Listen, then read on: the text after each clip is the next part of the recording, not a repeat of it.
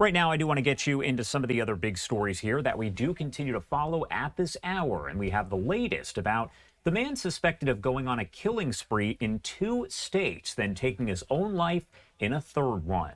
Investigators say that man right there is the one who opened fire over the weekend at Brown University in Providence, Rhode Island, killing 2 students and wounding 9 others. 2 days later, about 50 miles away, those same investigators say he fatally shot an MIT professor. I do actually want to bring in now Colonel Oscar Perez Jr., the police chief in Providence, Rhode Island. I do want to bring him in now. Police chief, thank you so much for being here with us. Thank you. Good afternoon. Good afternoon. Well, first off, again, I know you're very busy. You have, of course, been very busy over the past week. Can you break down for me your thoughts? What was going through your mind last night as you realized not only this suspect's been identified, but you now have eyes here on the suspect and they're no longer on the run? Yeah, definitely was a relief for the work that we did for the past few days. It was a lot of work, I'll tell you, and I keep mentioning it over and over again, how difficult this case was. I mean, we had nothing other than just an image of an individual with a mask. And I mentioned the fact that we had to get on our feet and go back to the old way of policing, good old fashioned policing, knocking on doors, interviewing witnesses, and seizing video and looking for video, trying to capture that moment. And so when we found out that he was actually now pinpoint our serial location up in New Hampshire, obviously it was a sign of relief, and we just couldn't wait to confirm and to take him into custody. So, as you know, a tactical team, as well as my detectives, responded to New Hampshire, and then we later learned that he fatally shot himself.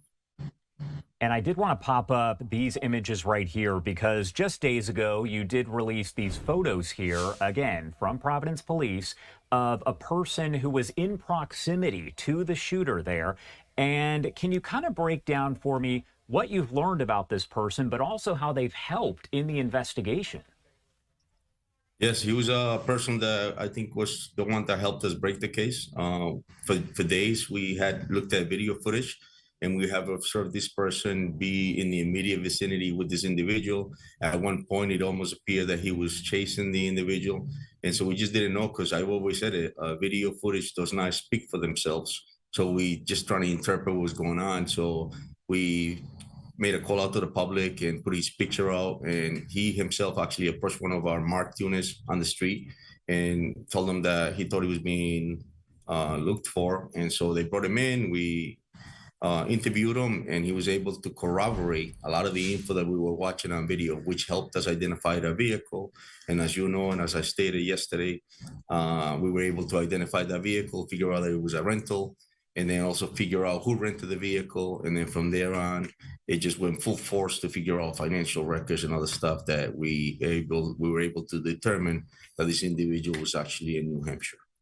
And I have to imagine, despite the fact that the suspected gunman is dead, the investigation has to be far from over. Correct. I mean, there's a lot of unanswered questions. We were hoping to take him into custody and be able to get those answers.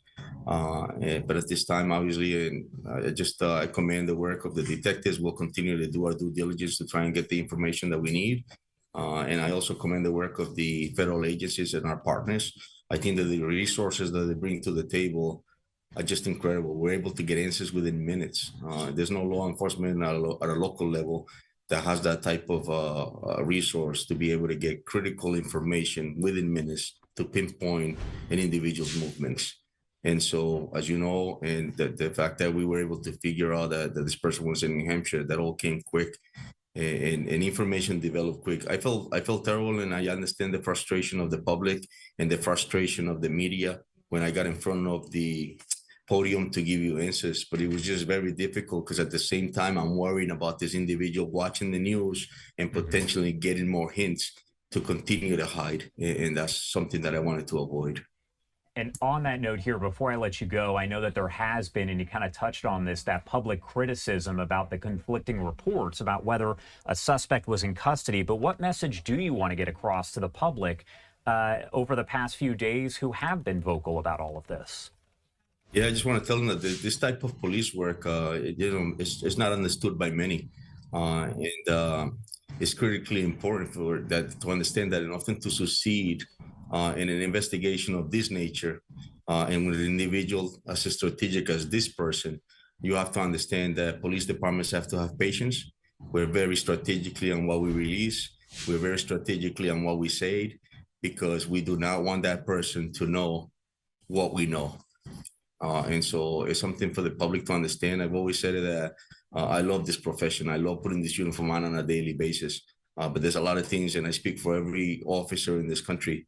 There's a lot of people people do not understand what this is about, both in the leadership position as well as the longest ranking officer in patrol. And so just for the public to understand that this is very difficult, but I'm just relieved and proud to be a Providence police officer and proud of the work that our officers did, and obviously the federal partners did, to get this individual in custody and obviously ensure that we bring peace to our city, but as well, more importantly, justice to the families, the victims who I just went to the hospital to speak with, and their parents as a father.